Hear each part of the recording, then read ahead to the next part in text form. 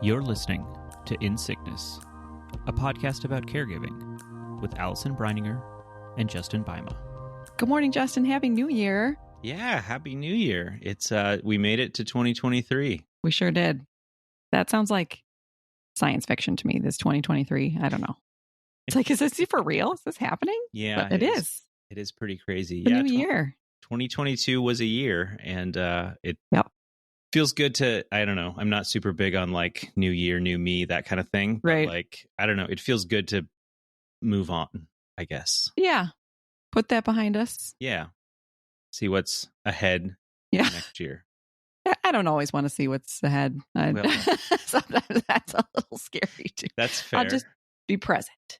Yeah. In this moment, I'm feeling great. I'm here with you. It's a new year. Mm-hmm. Doing this episode. Like that's where I'm going to be today. Not Right. not past, not future, present. That's great. Yeah. How have you been? How was your like holidays and all that? Yeah, the holidays went well. We don't have to travel, which is something I will never not be eternally grateful for. Yeah. Because that just feels like that would add a whole nother level of stress and everything to the Christmas and all of that. But yeah, it was nice. Spent time with family, had time off of work to just kind of relax. Unfortunately, Sarah and I both kind of caught a cold somewhere in there. So for her, she's had it a little worse. I'm a couple days behind, but I've managed to seem to avoid the worst of it. But for her, it kind of flares up a lot of her other stuff. So like some of her fibromyalgia pain and her fatigue and all of that kind of stuff. So it's just, even something as simple as a cold is not always just a cold, in our lives. So that's been the last few days kind of working through that a little bit. I think that's such a good reminder of when people are like, well, a cold or a flu or a COVID or whatever, that like, no. Like, yeah, right. What cold in your house, you other person's house, is different than a cold in our house. Mm-hmm. And even I always think about like as a cold for me as a caregiver, like that's more complicated for me to get sick than somebody else. And so it's a good reminder. And I think, when people have fibromyalgia and some of the other things that Sarah has, I hear that a lot, that they're like, this triggers this, which triggers this, which, you know what I mean? And so it's a good reminder to people that a cold is not just a cold. Right. And so that's why maybe we take more precautions than others and all of that. So I hope that you're both over that quickly. Yeah, I think that's certainly what we're hoping for. And it seems like we're both kind of on the up and up. So that's great. Good. Okay, good. What about you? How are things with you? I understand you did a little traveling recently. We did. We've been doing a lot of traveling, which is kind of funny because we never left the house for a long time. And now we've been at the airport a lot lately. Yeah, Sean and I just flew to our hometown, Fort Wayne, Indiana, because that's where we both grew up, and that's where Sean's parents and Sean's sister are still there.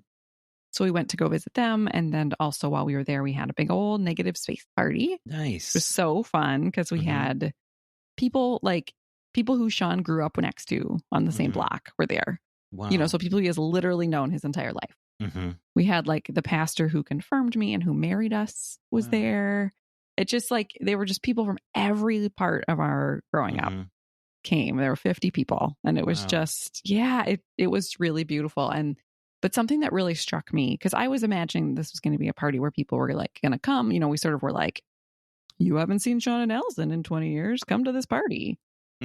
And I thought that that's kind of what would get people in the door. Right. And then once they were there, I could be like, hey, let me tell you about this cool stuff we're doing. Yeah.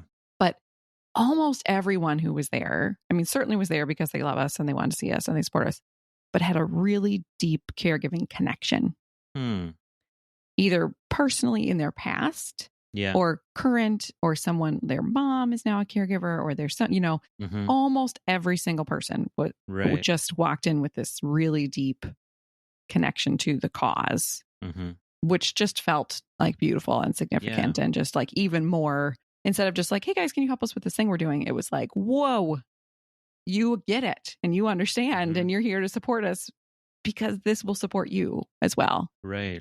And so one conversation I was having with a couple, the husband said, well, my wife here is a caregiver for her parents. And she said, no, I'm not. And he looked at her and he said, you quit your job to care for your parents. you're a caregiver. Yeah. And I said, yes, you're a caregiver. In fact, and then I said to the husband, I was like, go buy her a mug. She needs a mug. She needs to be able to look at that every day and say, I'm part of the story. Right. And even then she's like, no, I don't really need it. I don't really need a mug. I don't really need that reminder. And I was like, I don't care if you need a mug. You need the reminder. And she kind of just kept pushing it off. But even as she did that, she had like tears in her eyes. Mm-hmm. And it just made me think, like, what is it about this title? You know, she had just sat there through our whole presentation about how I talked about, like, this is what caregivers are and this is what caregivers do. And we're here to see caregivers. And even still, she was like, no, I'm not a caregiver. And it struck me, and this is certainly not the first time that I've had conversations like this over the years of doing this work. And I know our last episode, we talked about acceptance. And that was more sort of like the next stage, right? Of like, I know I'm a caregiver, but I need to accept that this is what my life is like. And this is like long term, and that the life I thought I was going to have is not it, and all this. Yeah. What I want to talk about today is almost like the step before that. Right. Of accepting, like, even realizing, like, I am a caregiver. That is a role that I have taken on. Yeah. And so I wanted to sort of chat about, why is it that some people hesitate to take on that role, and what happens when they do and what happens when they don't. And so as I say that, like, what does that bring to mind for you? Like, have you ever thought that, or have you heard of others, or do you have ideas about why someone might hesitate to take on the role or the title? Right. I think there's probably a number of reasons. I think that part of it might be, it's like that first step in, you know, that road to like accepting that this is now my life. Like, there's a hesitation to, if I call myself a caregiver, I'm acknowledging the situation a little on some level. Yeah. And it's like, there's a hesitancy to do that because it makes things real. Yes. Can you just pause there for a second? Because that was a really important thing you just said.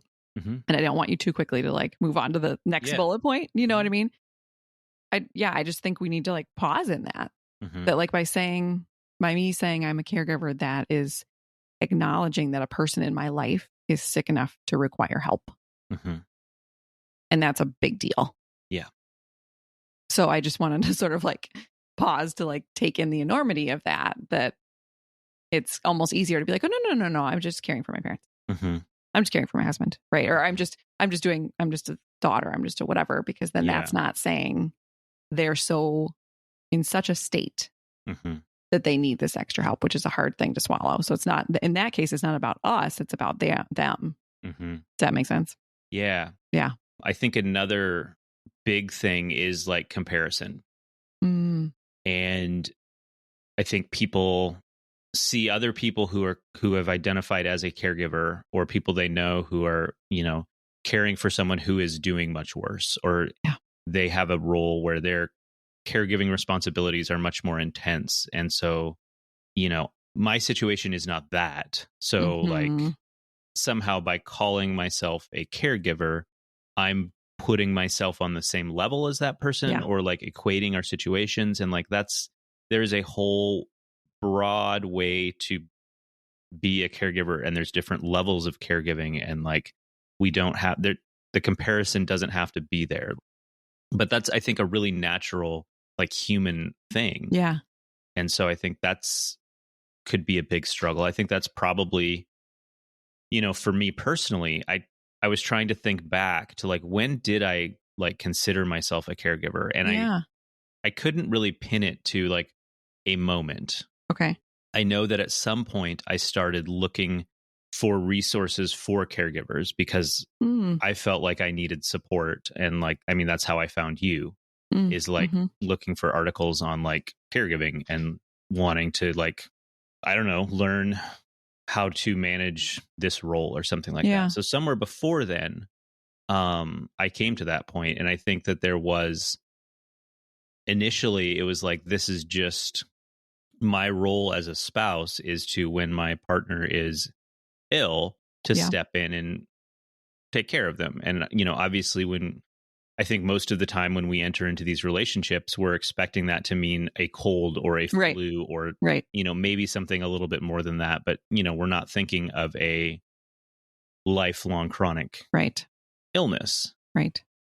And so somewhere along the line, there was that turning point of like, this is not a short-term thing. This is a long-term thing. And so I think for me, it was like somewhere in there, I need more resources to help me through this, or I need to figure out how to myself make this new life sustainable. And like, so part of that was like, okay, I am doing caregiving. I am a caregiver. Yeah. I think another piece that probably was in that process was like, when it came to the point that I needed to have some accommodations from work and be like, you know, I'm going to need to sometimes leave work and go home to, because my wife's not doing well, or I'm going to be out taking her to appointments, things like that. And like, that's having a title to put to it for that. Makes that easier to do. Yeah, for sure. I think that, you know, 11 years almost to the day is when Sean had his bone marrow transplant, which was one of the very first things that happened to him. And for that, I'm sure I've told you this story before, but the social worker gave me a contract, like a caregiving contract that said, like, in order to have a bone marrow transplant, the patient must have someone who will sign this contract that says for the first 100 days for 24/7, someone will be there. And I had to sign it.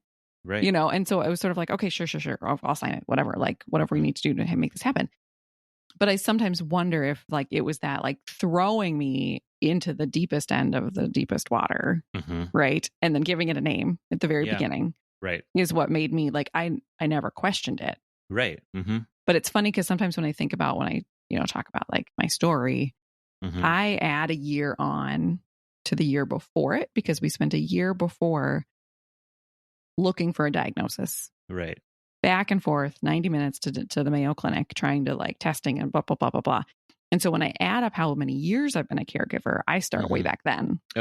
Even though at that point, I don't think I would have called myself a caregiver at that point in the moment. But now in retrospect, I'm like, oh, absolutely, I was. You know, making those appointments. I remember on the car rides back home from the appointments, calling all the family members and talking about what we learned. You know what I mean? So, but I think the real thing was like me signing an actual contract that said you will now be a caregiver for the next 100 days. So, I mean, I think that for me that it was just obvious because it was so intense at that point. Speaking of that intensity, I want to go back for a second when you said the thing about the comparison, because I think sometimes obviously I hate that my story is so intense. I wish it wasn't, but I hate also that because I feel like as a model, right, of caregiving and of saying like, here's what caregiving is. I hate when people look at it and like, well, I don't do what you do. My situation is not like your situation, so I'm not a caregiver. And there's such a huge spectrum. You know, like there are other people, like I think I've talked about this. My aunt recently moved to town, and I do things like I take her to CVS to pick up her prescriptions. I bring her to the store because she can't drive. I help her with it. You know what I mean? I consider myself a caregiver for her. Even though that's a really different than what I do for Sean. Right. And so I think I want to make super clear as people listen that like you and I have pretty intense and chronic caregiving roles, and it can look in so many different ways. That it doesn't have to just get to this level to count. You know, I'm putting up air quotes to count. For sure. Just, you know, so I don't ever want people to feel like they can't say that because their lives aren't like ours, you know? For sure. Yeah. I was thinking kind of this like hesitation to, you know, have this role that we identify ourselves as a caregiver. And it's kind of like, and you can tell me if this sort of analogy kind of makes sense. We have these sort of different like buckets or something that for our different like roles or identities. So like that might be a spouse, that might, you know, we're a parent, we're a child, we're a employee, you know, we have hobbies, maybe we're a musician, we're an artist, you know, all of these things. And so the things we do somehow kind of like fall in those different roles or identities.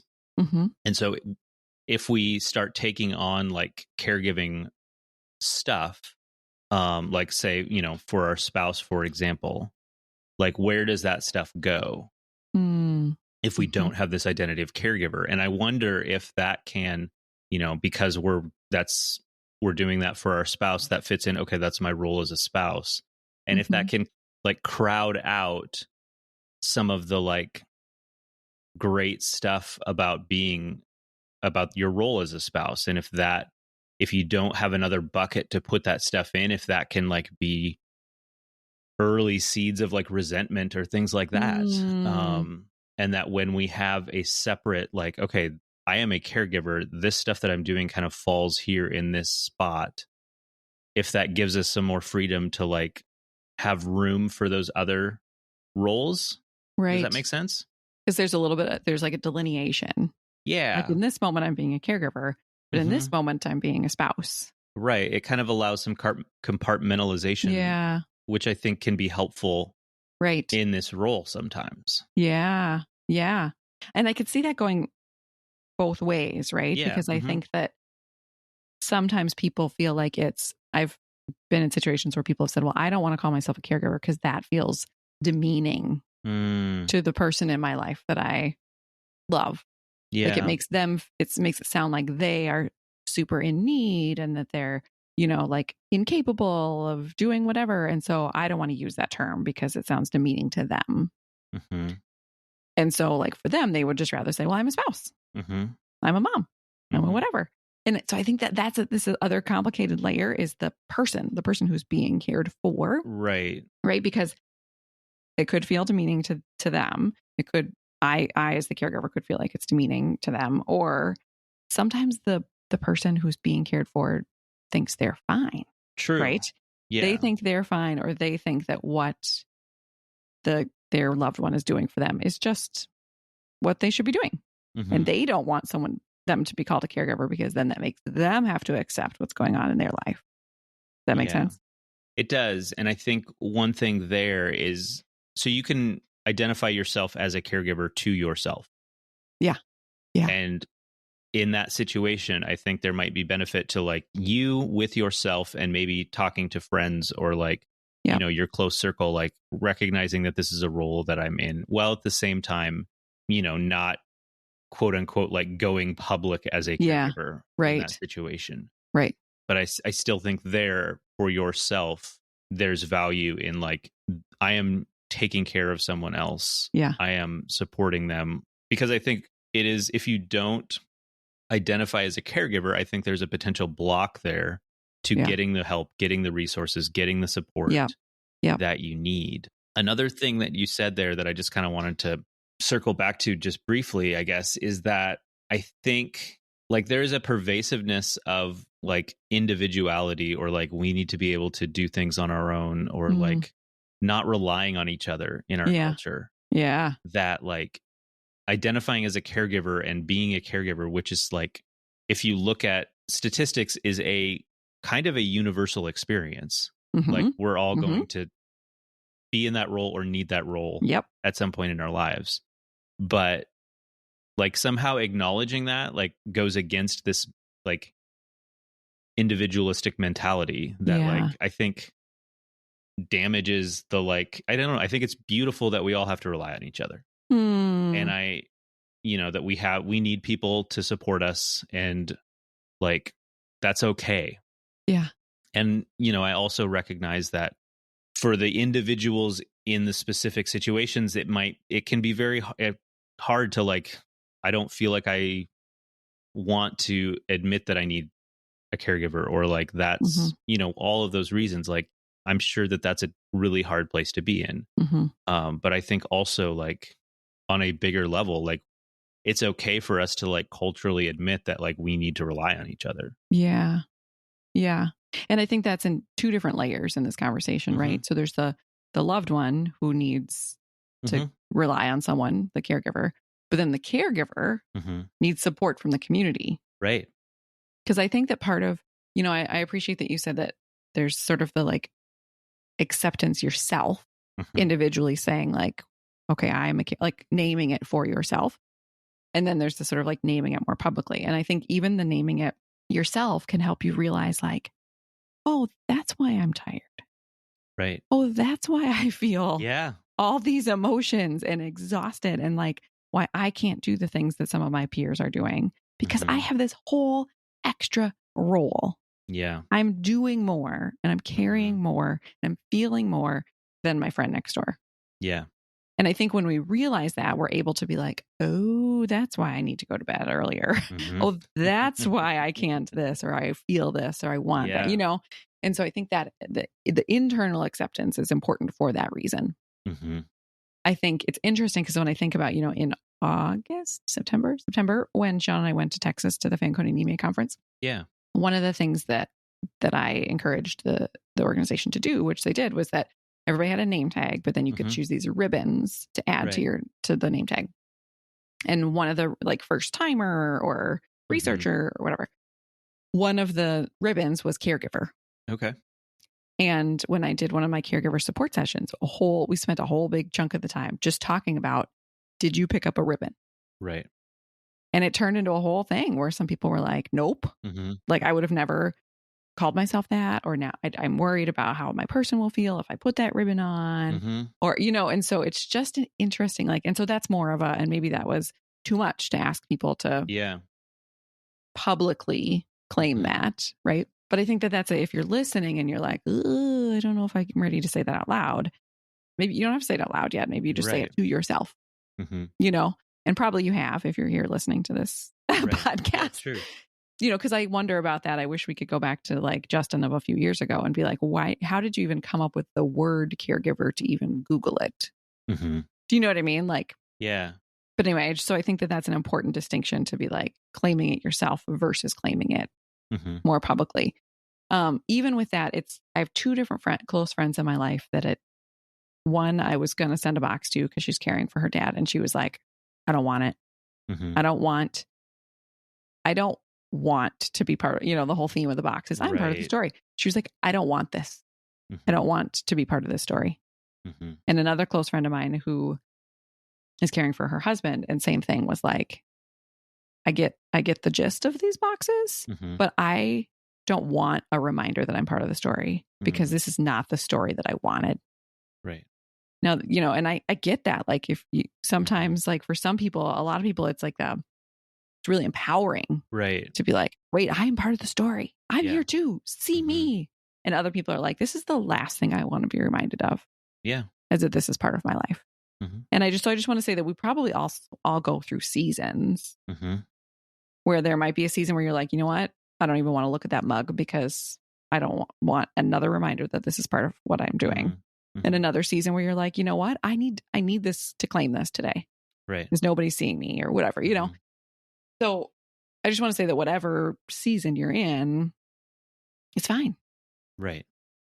It's not like we want to be like, I'm going to celebrate it and this and that, because it's a hard role. It's not a role that any of us want to have. Right. We're just saying that there can be benefits of naming it. But that doesn't mean you have to take it on and celebrate it and be like, I'm so glad I'm this thing. Right. Yeah. I wonder if there is a hesitation in some situations to where if I identify as a caregiver, that suddenly becomes my whole identity. Or I don't want to identify as a caregiver because then that's who I am, is I'm a caregiver. Right. And I think that it's it can be one role you play. Yeah. And it doesn't have to diminish the other parts of you as a person. Right. Yeah. Even though a lot of times it feels like it is this thing that can be taking over your life. Yeah. But that I wonder if there is a fear that this role will overshadow who I am and it will become all of who I am. And I don't want that. And that's a really difficult place to be in. And I think that kind of, I don't know, those are valid feelings and emotions to have about this. And we're here talking about, how it can be great to take this step to identify as a caregiver. But if you're not there, or if that's not something that feels like will help you in this moment, that's also okay. Totally. Yeah. I think I remember having this moment where Sean was out of town, Maya was out of town, all these different things were happening. And because I identify so much as caregiver and mom, wife, when they were all gone, I was sort of like, who am I? Right. And so, and I think we've maybe talked about this before, but it was a really good moment for me to think about sort of nouns versus adjectives. And that, we're talking so much about being a caregiver and that's a role. Yeah. And yes, we have roles in our lives, but to think about what are the adjectives? Like, what are the descriptors about who Allison is as a human, not what she does? Right. And that was really helpful to me in that moment. And I think that might be helpful to people listening to think about, because it's like, I am a caregiver, I am a this. But what are the things that sort of are pervasive throughout all of my roles? Right. Like, is it kindness? Is it humor? Is it whatever it might be? But I think for us to name our qualities, because those qualities are going to show up in all of the roles probably. Right. And those are what sticks. Those are what's more important than the actual like title of the role that you're in, because that's what you're doing, not who you are. Right. How does that sit with you when you hear that? Yeah, I think that's a helpful kind of model to think about, is like, that kind of two layers to things. Like, yes, there's these titles or roles, but also like, how do I as me like manifest in those different places, and what are the familiar kind of themes of who I am that show up in those different ways? Yeah, I like that, the familiar themes. Yeah. That feels like a helpful kind of exercise to like, because I think it's easy to lose ourselves. Yes. In caregiving, if we're not intentional about like staying connected to the other parts of us as we're going through this. Yeah. In so many of our roles, it's easy to lose ourselves, right?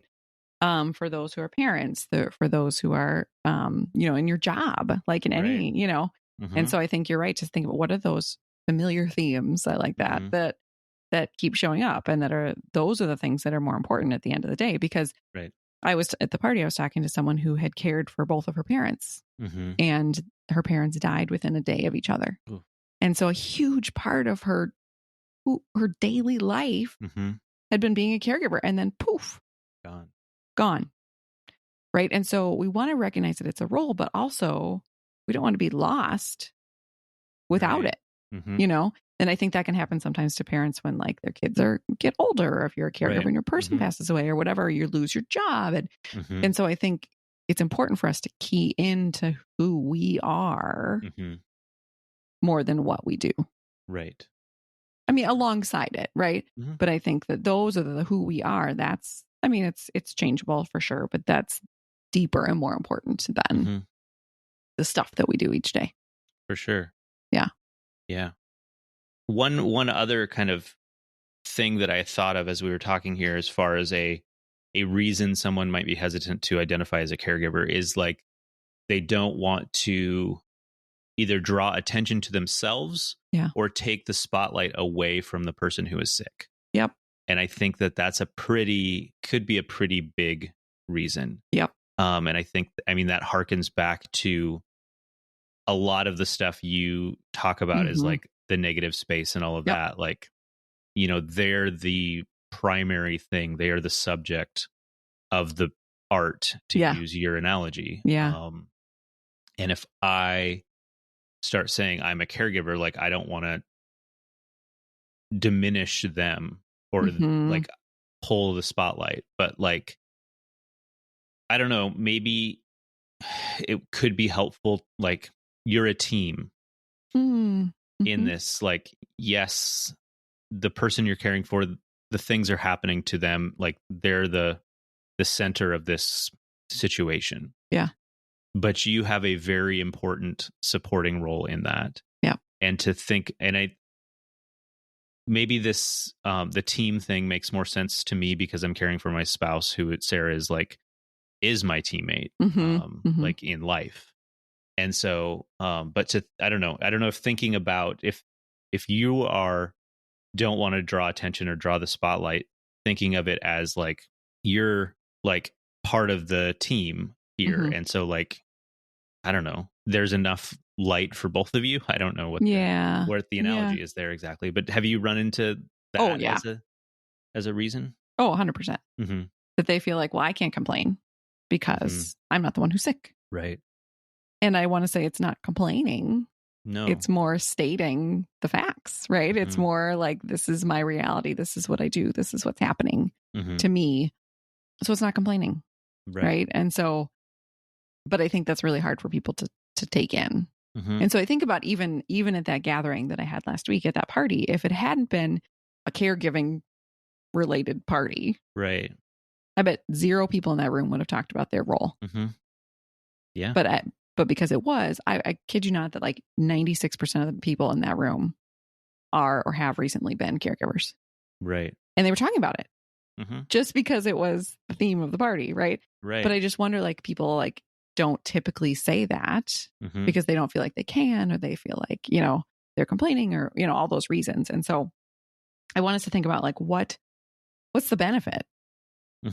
Right. What is the benefit of claiming it, either for to ourselves personally or saying it out loud? Yeah. So when you think about that, like, what do you think? What might happen if somebody does? Yeah, I think that I think I mentioned this earlier, but like, I think it opens the door for support, for sharing with others this hardship in your life, and feeling like you're not just this invisible part of what's going on. And I think that it can help make the situation that you're going through sustainable. Yeah. As much as it can be sustainable. You know, sometimes it feels like that's just an impossibility. But I think that, you know, and we're using the word caregiver, but, you know, you don't have to use that exact word. Right. There's other words people use, and you could just acknowledge that I am providing care for someone. Yeah. You know, and without a specific title to it, but like acknowledging the role that you're in. Yeah. And once you do that, you know, I think that, like, you can let your shoulders down a little bit. You can kind of like, okay, this is what I'm doing. What can we do now to help make each day easier doing this? Or what resources, you know, if you're not identifying as a caregiver, like, you're not probably out there looking for resources on whether that's support groups, whether that's, you know, programs that offer leave for work to take care of your person. All of these different things, like that kind of, those resources open up once you take that step and like, okay, this is what I'm doing. Now this stuff is available, kind of. Totally. I think there's this, and I don't remember where I heard this phrase, but it's like, name it to tame it. And I think it's sort of like, once you name, I think it's maybe about emotions, right? Yeah. But okay. Once you name something, that sort of calms it a little bit. And so I think, you know, internally, I think there's a benefit of like naming it, to say, like we said before, oh, that's why I'm so tired. Oh, that's why my life looks like a little different than others around me. This, you know, so there's that piece. And then, like you said, like the Justin of years ago took that step and then started Googling things. Right. And then once you Googled things, you found, I mean, you know, you found me, and you found lots of other caregiver people that like, now you realize that you're part of something. Right. So I talk to a lot of caregivers who are like, I think I'm the only one who feels like this. I think I'm the only one who's doing this. I think I'm the only one. And once they are able to come into the community and realize, like, oh no, actually there's a lot of us. Right. You aren't alone in this. You aren't alone in feeling like this. You aren't alone in the fact that your days look like this. I mean, that's a huge awakening for people, because it's such an isolating role. Yeah. And that's where I think supporters can step in and help. Oh, yeah. Is that in, like, if we're at a family gathering. Yeah. And I think we mentioned this in a previous episode, and like, who is sick? This person's sick. This person has cancer. Like, talking about, okay, this is the person who's caring for them. Like, to talk about that in normal conversation, to recognize that there are people in that role caring for these other people, because then as a caregiver, you're hearing about all of these other people that are in the same or similar situation. Yeah. And it can feel like a more quote unquote the normal thing that it is. Yeah. In some ways. Yeah. And so I think that as a supporter, just that seemingly simple thing of like talking about other people, you know, in that role, or just making that a normal part of conversation. Yep. Like, can help as a caregiver feel like, okay, this isn't like, it may feel sometimes like I'm the only one here, but I'm not the only one right. here. Or now I have an opening to talk about it. Yeah. Yeah. No. And to hear in those situations, because I think this always happens when we go home to our hometown, is that, we get the list of like, here's who's died and here's who's sick, and all of that. It's like, oh my goodness. And so if I'm a caregiver and I hear that, but then I hear like, oh, this person was just diagnosed with this and their spouse is the one caring for them, or, you know what I mean? When I just sort of hear that that's honored. Yeah. That role in general is honored. That's going to make me realize like, wow, this is a space where caregiving is honored. Right. Where people think about the person behind the scenes, where people talk about that. Because when you hear that, you just imagine other people's living rooms where they're saying, oh, and then there's Sean who's sick. Right. Yeah. Right. And then is anybody saying anything about Allison, and what she's doing behind the scenes? And so yeah, I think that's a huge piece of that. I think too, that once, caregivers, once you are able to put yourself out there a little bit, like if people don't know what you're going through, if they don't know how hard it is, if they don't know what your person's going through, they can't help. Right. And I know not everybody likes to share, and that's totally fine. And just to think about the fact that the benefit of sharing is that people can help. If they know that your person's in the hospital, if they know that the surgery is coming up, if they know that they're struggling, they're more likely, right, to bring the casserole, to shovel the sidewalk, to whatever that is. Right. Whether you have done the ask or not. Right.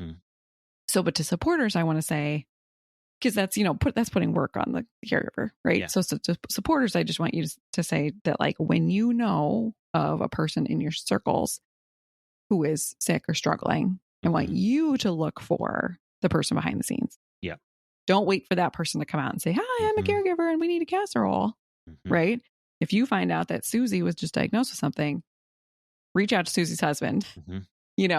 I heard what's happening with Susie. I'm also thinking about you and the toll that this is taking on you and the role that you are playing. Right. I'm willing to help in these ways or whatever. Right. So that you can sort of proactively. And so if you're a supporter and you're listening, or if you're a caregiver and you're listening today, you might think of people in your life that haven't yet come to the realization that they are one, and that maybe you want to send them this episode and just say, hey, listen to this and I was thinking of you. Right. This might be interesting for you to listen to. Just to sort of, in a safe way, kind of help them to realize that there are some benefits. Yeah. Both internally and externally of naming it. For sure. And if you are that person who has not claimed that role or that title of caregiver, and have, for whatever reasons, hesitation for doing that, particularly like larger public way, or like, widely sharing that, like, first start with yourself. Like, if you can acknowledge that this is a role you have, and you can have whatever emotions about that, like you can feel empowered by that, and you can feel like, yes, I'm doing this and I don't want to be.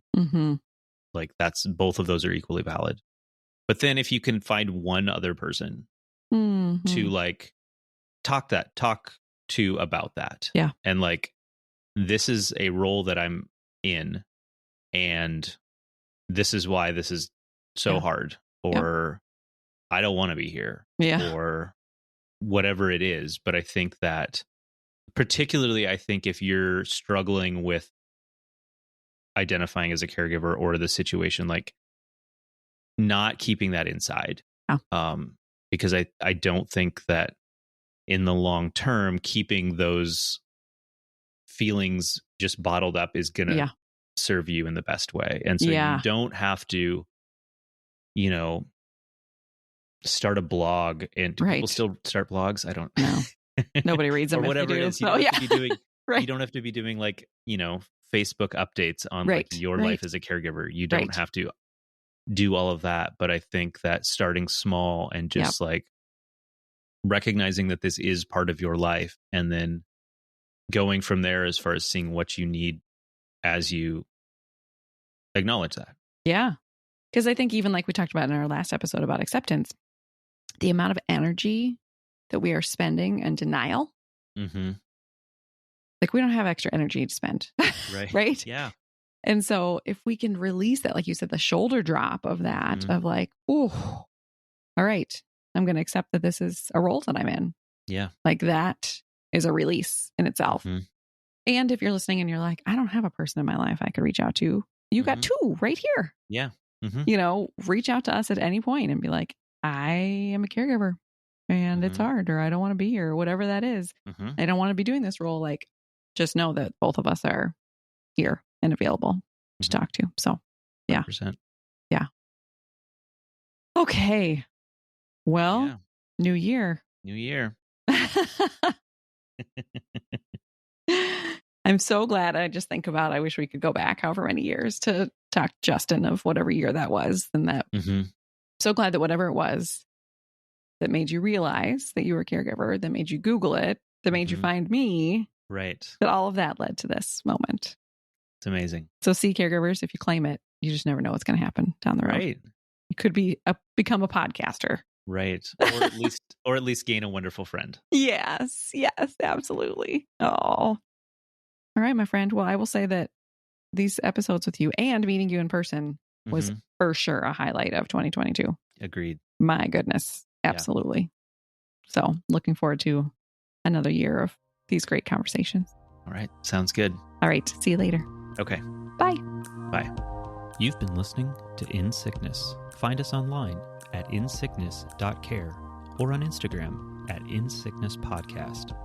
You can send your questions and comments to insicknesspodcast@gmail.com. If you enjoyed the show, please share it with a friend or fellow caregiver, or leave us a review on Apple Podcasts.